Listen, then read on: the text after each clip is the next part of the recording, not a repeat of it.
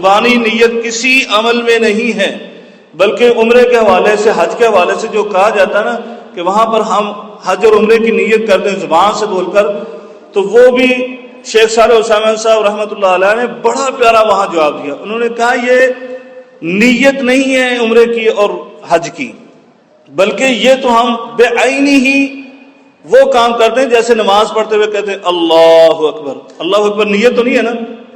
تکبیر تحریمہ نیت ہے نماز کی؟ نہیں نا؟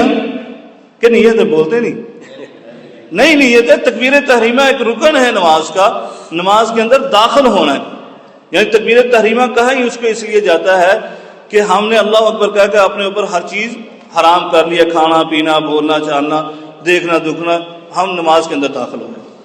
بے عینی ہی جو ہم کہتے ہیں لبیک عمرتن یا لبیک حجن، یہ نیت کرتے ہیں ہم احرام کی حالت میں وہاں پر میقات پر جا کر، تو وہ ہم بے عینی یہ کام کرتے ہیں جیسے ہم نے کہا اللہ اکبر۔